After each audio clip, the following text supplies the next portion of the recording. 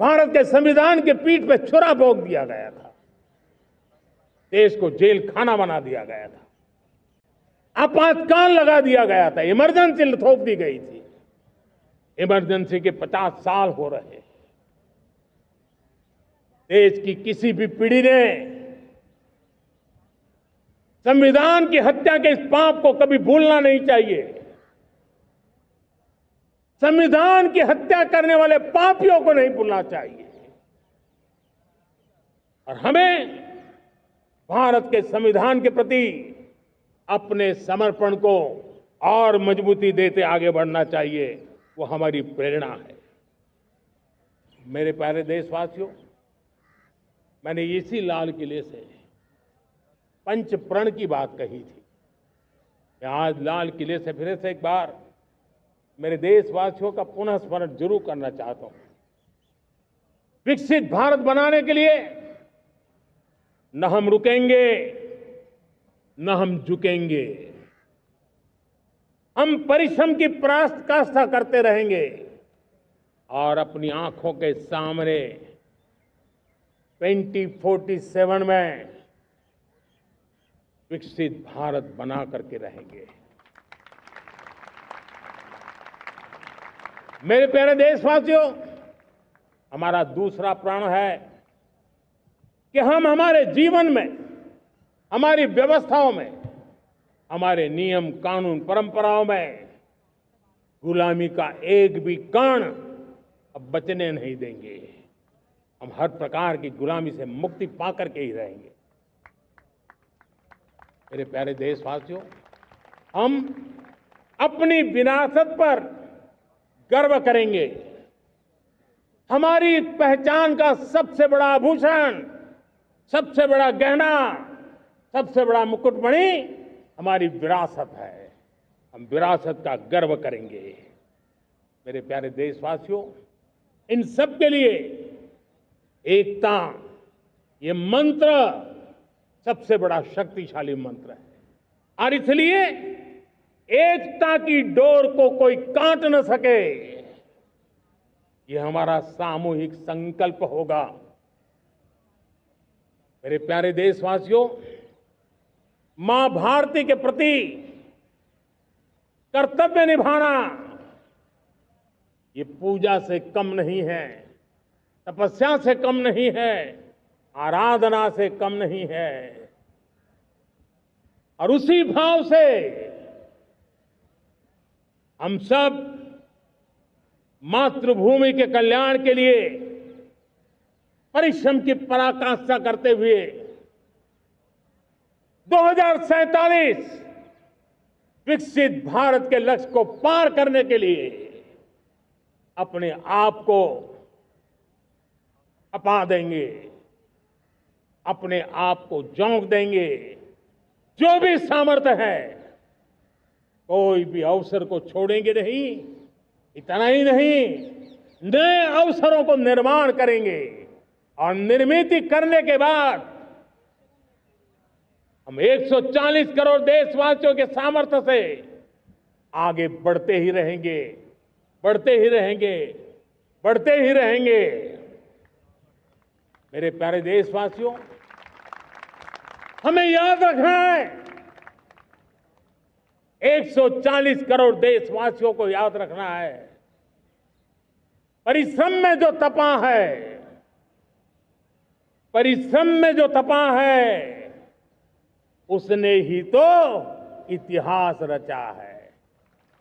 परिश्रम में जो तपा है, उसने ही तो इतिहास रचा है।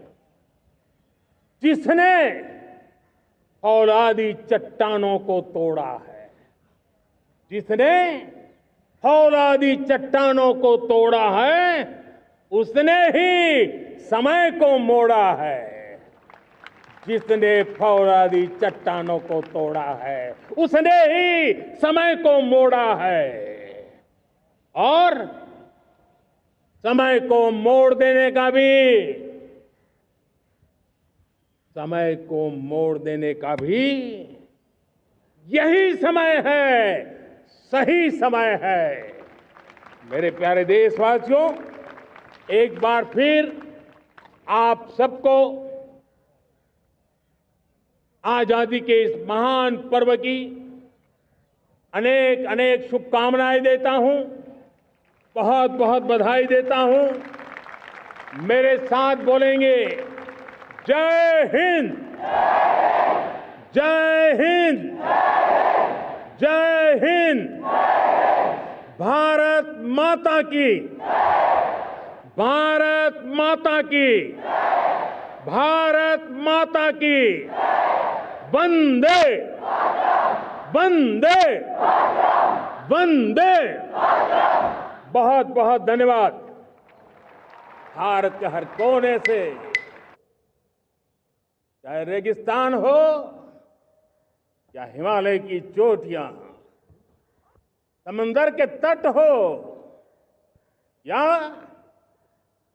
घनी आबादी वाले क्षेत्र, हर तरफ से एक ही गुंज है, एक ही जयकारा है। हमारी प्राण से भी प्यारी मातृभूमि का जयगान है।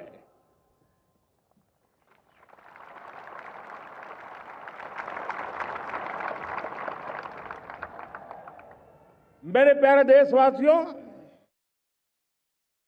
सन 47 में अनंत संभावनाओं के साथ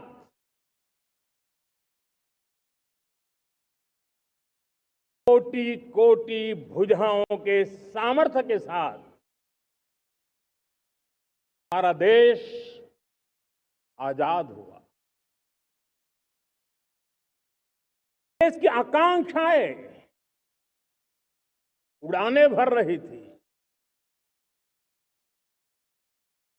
लेकिन चुनौतियां उससे भी कुछ ज्यादा थी। पूज्य बापू के सिद्धांतों पर चलते हुए संविधान सभा के सदस्यों ने एक बहुत ही महत्वपूर्ण दायित्व निभाया। भारत का संविधान गत 75 वर्ष से एक प्रकाश स्तंभ बन करके हमें मार्ग दिखाता रहा है। भारत के संविधान निर्माता अनेक विद महापुरुष डॉक्टर राजेंद्र प्रसाद, बाबा साहब आंबेडकर, पंडित नेहरू, सरदार वल्लभ भाई पटेल, डॉक्टर सर्वपल्ली राधाकृष्णन जी, इतना ही नहीं, हमारी नारी शक्ति का भी योगदान कम नहीं था। हंसा मेहता जी, दाक्षायणी, वेलायुधन जैसी विदुषियों ने भी भारत के संविधान को सशक्त करने में अपनी भूमिका निभाई थी। आज लाल किले की प्राचीर से देश का मार्गदर्शन करने वाले, देश को दिशा देने वाला संविधान के निर्माताओं को आदरपूर्वक नमन करता हूं।